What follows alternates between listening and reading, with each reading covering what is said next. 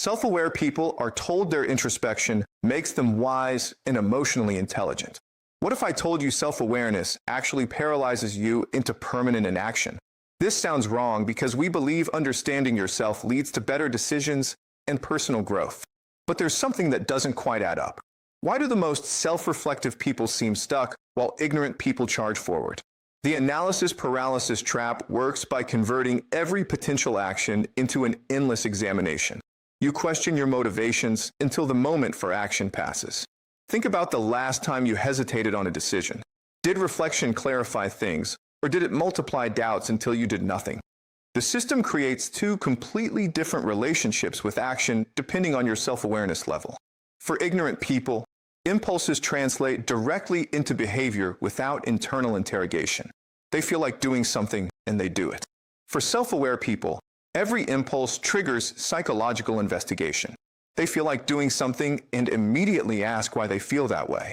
This explains something curious about how self-knowledge gets weaponized against forward movement. Subscribe to Professor Jiang Explained if you want to see how introspection serves different purposes for different people. Share this with someone who understands themselves perfectly but never actually does anything. Ignorant people accumulate experience through trial and error. Self-aware people accumulate insights about why they don't try. Same lifespan, completely different outcome trajectories. Consider how each group handles the impulse to start a business. The ignorant person has an idea and immediately starts taking action. They don't question whether their motivation is healthy or their confidence is justified. They just build. The self-aware person has the same idea, but immediately begins internal investigation. Is this genuine passion, or am I avoiding something else? Am I compensating for childhood inadequacy? Is my confidence real or defensive grandiosity? The motivation interrogation creates what psychologists might call the authenticity trap. Self-aware people need to verify that their desires are genuine before acting on them. But desires don't arrive with authentication certificates. The more you examine motivation, the less clear it becomes. You discover layer after layer of possible explanations. Eventually, you're so uncertain about why you want something that you can't justify pursuing it. But here's where the system becomes more sophisticated. Self-aware people don't just question their motivations. They preemptively imagine all possible ways they might fail or behave problematically. Before attempting anything, they've already simulated 20 disaster scenarios. This creates perfect conditions for avoiding risk entirely. The ignorant person doesn't imagine failure scenarios so vividly. They try things and discover problems in real time. Do you spend more time imagining how things could go wrong than actually trying them? The simulation addiction reveals the trap. Self-aware people run mental simulations instead of real experiments. They perfect their self-criticism while their life remains unchanged. The ignorant person makes mistakes in reality. The self-aware person makes perfect predictions about potential mistakes and therefore makes no actual attempts. The system also exploits what we might call the readiness illusion. Self-aware people believe they need to resolve all internal conflicts before taking action. They're working on themselves, getting therapy, reading books, processing trauma. This work feels productive, but it's actually sophisticated procrastination. The goal becomes endless self-improvement rather than actual life engagement. Meanwhile, ignorant people engage with life imperfectly and grow through friction with reality. Consider how different awareness levels handle relationships. The ignorant person meets someone and pursues them based on attraction.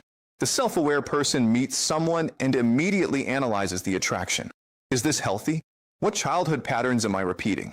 Am I attracted to unavailability? One person starts dating. The other person schedules therapy to discuss whether they should date. The therapeutic delay creates what philosophers might call the infinite preparation problem. You're always preparing to live rather than living. Every insight reveals another area needing work. You can't pursue the relationship until you've healed your attachment wounds. But healing attachment wounds requires relationship experience. The catch: 22 keeps self-aware people perpetually on the sidelines analyzing players in the game. But there's something even more insidious about how self-awareness colonizes spontaneity. Self-aware people can't act without first clearing psychological justification. Even simple pleasures require approval from the internal Svincha committee. Do I really want ice cream, or am I using food to regulate emotion? The ignorant person just eats the ice cream. One person has ice cream. The other person has a psychological examination. The approval requirement extends to all spontaneous impulses. You can't dance without wondering if you're seeking attention. You can't be generous without questioning if you're buying love. You can't be ambitious without investigating if you're compensating for inadequacy. Every natural impulse gets filtered through layers of psychological scrutiny until the impulse dies. Have you ever talked yourself out of wanting something by overanalyzing why you wanted it? The desire deconstruction reveals the sabotage mechanism. Self-aware people don't trust their own wants. They assume every desire masks a dysfunction. This makes authentic wanting impossible. You can't pursue anything wholeheartedly because you're always suspicious of your own motivation. The system maintains itself through what we might call the noble suffering narrative. Self-aware people frame their paralysis as depth and conscientiousness. They're not stuck. They're being thoughtful. They're not avoiding risk. They're being responsible. This reframing protects the ego while ensuring nothing changes. The ignorant person doesn't have this comforting story. They just act and face consequences. But perhaps the most sophisticated aspect involves how self-awareness creates performance anxiety around authenticity. Self-aware people worry constantly about whether they're being genuine. This worry makes genuine behavior impossible. When you're monitoring yourself for authenticity, you're not authentic. You're performing authenticity, which is the opposite. Ignorant people never think about authenticity. They just are. The lack of self-monitoring allows actual spontaneity. There's also a social dimension where self-aware people sabotage connections through excessive disclosure. They share every psychological insight with others. This feels honest, but it's actually dumping responsibility for your internal state onto relationships. The ignorant person shares experiences rather than analysis. One person connects through living. The other person connects through processing. Processing creates distance disguised as intimacy. Consider how different awareness types handle conflict. The ignorant person gets angry and expresses it directly. The self-aware person gets angry, but immediately analyzes the anger. Where does this come from? Is it legitimate, or am I projecting?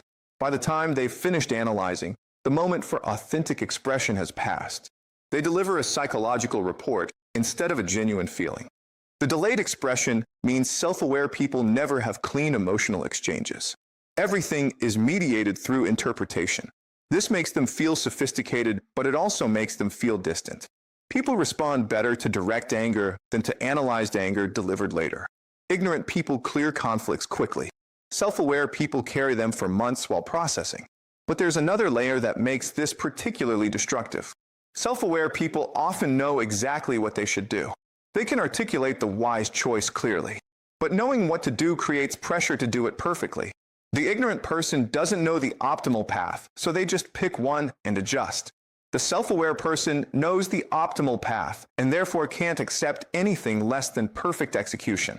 The knowledge also creates what physicists might call an observer effect on identity. When you're constantly watching yourself, you can't be yourself. The observation changes what's being observed. Self-aware people develop a split between the actor and the observer. Part of them lives while another part commentates.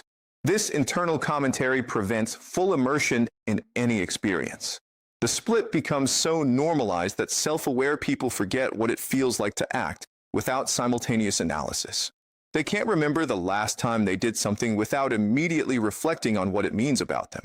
Ignorant people don't have this split. They act as unified beings. The absence of internal observer allows complete presence. This fragmentation extends to how self-aware people experience success. When something good happens, they can't simply enjoy it. They immediately analyze whether they deserve it, whether it's sustainable, whether enjoying it reveals character flaws. The ignorant person just celebrates. One person has achievement plus anxiety. The other person has achievement plus satisfaction.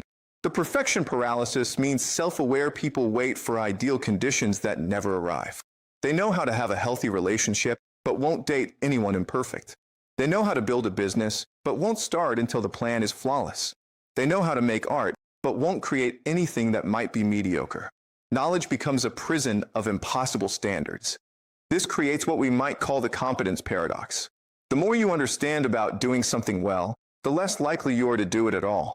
Self-aware people know too much about what good looks like. They've studied excellence so thoroughly that anything less feels like failure. Ignorant people don't know what excellence looks like. They just do their version and feel satisfied. The satisfaction gap explains why ignorant people often report higher life satisfaction despite objectively worse outcomes. They're comparing their results to nothing. Self-aware people are comparing their potential results to theoretical ideals. One group celebrates what they accomplished. The other group mourns what they didn't attempt. There's also the decision-making dimension where self-awareness creates infinite option analysis. Every choice branches into psychological investigations. Should I take this job? But first, what does wanting this job reveal about my values? Am I running from something or towards something? The ignorant person evaluates based on simple criteria. More money? Better hours? They decide quickly. The self-aware person is still investigating the symbolic meaning of their preference. Do you make fewer decisions now than you did before you became self-aware? The decision frequency often drops dramatically. Self-aware people get stuck in perpetual evaluation. Small choices become philosophical investigations. Where to eat dinner requires examining what cuisine choice reveals about identity. The ignorant person just picks something and eats. Can you think of anyone who became more successful by understanding themselves more deeply? The self-awareness trap has successfully convinced introspective people that insight equals progress. Meanwhile, ignorant people make actual progress through imperfect action. They fail forward. Self-aware people fail to start. The person who acts learns. The person who analyzes imagines learning. The system perpetuates itself because self-aware people who finally break through paralysis and act get celebrated as proof that awareness helps. Those who remain stuck get blamed for not being self-aware enough. Meanwhile, ignorant people who succeed get dismissed as lucky when they actually just didn't overthink themselves into permanent inaction. And perhaps most remarkably, the system has convinced self-aware people that their paralysis proves their depth, when actually surrendering some self-awareness might be the only path to the vivid, engaged life that all the introspection was supposed to enable but never delivers.